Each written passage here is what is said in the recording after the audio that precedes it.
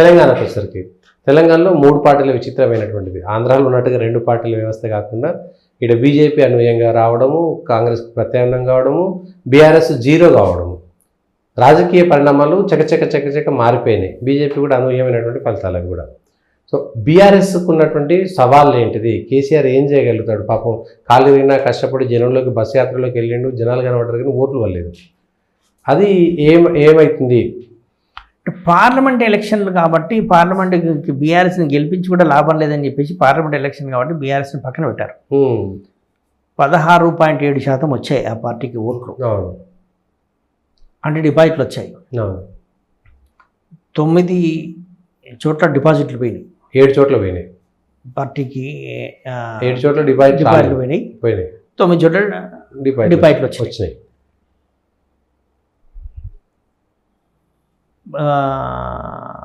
Assembly ఎన్నికల లోపల దాని పనితీరు వేరుగా ఉంది.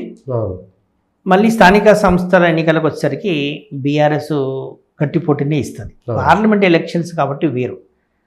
మోదీ ప్రభుత్వాన్ని ఉంచాలా దించాలా అనేటువంటి ఎలక్షన్లు కాబట్టి మోదీ ప్రభుత్వం కొనసాగాలి అనుకున్నారు కనుక ఇక్కడ ఏం అవసరం లేదు. బీఆర్ఎస్ ప్రభుత్వంలో ఉన్నప్పుడైతే వేరు. ప్రభుత్వంలో ఉంది కాబట్టి ఇక్కడ ప్రభుత్వంలో ఉన్న వాళ్ళకి రాష్ట్రంలో ప్రభుత్వంలో ఉన్న వాళ్ళకి అడ్వాంటేజ్ అంటే అభివృద్ధి జరగాలంటే ఎంపీకి కూడా ఓటేస్తే అభివృద్ధి జరుగుతుంది, లేకపోతే అభివృద్ధి జరగదు అనేటువంటిది కొంత ప్రజల లోపల ఉంటుంది కనుక అప్పుడు వేశారు. 9 సీట్లు గెలిపించారు. ఇప్పుడు ఇక్కడ రాష్ట్రంలో అధికారంలో లేదు కదా. ఎంపీలు గెలిచి ఏం చేస్తావు? నీకు బీజేపీతో పొత్తుంటే ఉండేది, లేదు నువ్వు ఎవరితో పొత్తు లేదు, నువ్వు ఇండిపెండెంట్గా గెలిచి చేసేది ఏముంటుంది అక్కడ అని చెప్పేసి ఓట్లు వేయలేదు.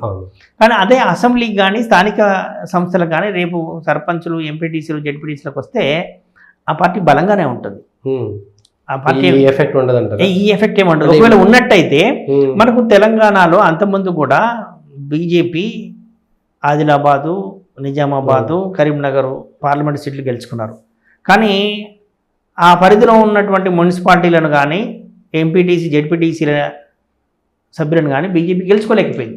అంటే మిగిలిన ఎంపీటీసీ, జెడ్పీటీసీలు వదిలేస్తే సర్పంచ్లు నిజామాబాద్లో 28 వచ్చినాయి, కరీంనగర్లో గెలిచింది, వరంగల్లో ఎక్కువ గెలిచింది. గెలవడానికి కారణం ఏంటంటే గ్రేటర్ హైదరాబాద్ కూడా గెలిచింది. ఎందుకు గెలిచింది అంటే అక్కడ ఉన్న పరిస్థితులు, అక్కడ ఉన్నటువంటి హిందుత్వ, ఆడ ముస్లిం పాపులేషన్ కూడా ఉండడము, ఆడ హిందుత్వ ఉండడం, కమ్యూనల్ టెన్షన్ కనుక ఉండడం కారణంగా అక్కడ కొంత గెలిచింది. మిగతా వాటిల్లో ఎక్కడైతే కమ్యూనల్ టెన్షన్ ఉందో, కమ్యూనల్ ఫీలింగ్ ఉందో అక్కడ కొంత అవకాశం ఉంటుంది. లేనప్పుడు ఆడ లేదు. అంటే ఏంటంటే బీజేపీ ఇప్పుడు ప్రజా సమస్యల మీద పోరాడి ఆ క్షేత్రస్థాయిలో కనుక నిలబడగలిగితే ఈ రాష్ట్రంలో ట్రయాంగిల్ ఫైట్కు స్కోప్ ఉంటుంది. స్థానిక సంస్థల్లో కూడా మహారాష్ట్రలో చతుర్ముఖ పోటీ 4 పార్టీలు ఉండేవి. శివసేన అంటే సరే ఇప్పుడంటే శివసేన 2 ముక్కలైంది, ఎన్సీపీ 2 ముక్కలైంది. కానీ అంతకుముందుకు శివసేన, ఎన్సీపీ, కాంగ్రెస్, బీజేపీ ఈ 4 పార్టీలు కూడా అసెంబ్లీ ఎన్నికల్లో విడివిడిగా పోటీ చేసినటువంటి సందర్భాలు కూడా ఉన్నాయి. పార్లమెంట్ ఎన్నికలు విడివిడిగా పోటీ చేసిన సందర్భాలు కూడా ఉన్నాయి. 25 ఏళ్ళుగా అక్కడ ఈ 4 పార్టీలు ఉన్నాయి. అక్కడ చతుర్ముఖ పోటీ. మనం మొన్న ఎలక్షన్స్ ముందు వరకు కూడా కర్ణాటకలో BJP, Congress, JDS triangle fight ని చూసాం. సో ఇక ముందు తెలంగాణలో ఆ ముక్కోనపు పోటీ ఉండబోతోంది. ఎంతో కొంత ప్రభావం ఖచ్చితంగా ముక్కోనపు పోటీ ఉంటుంది. ఒక ఎలక్షన్ 2 ఎలక్షన్ల వరకైనా, ఒక ఎలక్షన్ కనీసం ఒక్క ఎలక్షన్ వరకైనా ఈ ముక్కోనపు పోటీ ఉంటుంది. ఇప్పుడు 38 మంది ఎమ్మెల్యేలు ఉన్నారు ఆ పార్టీకి. అంటే 35 అయ్యారు ఇప్పుడు.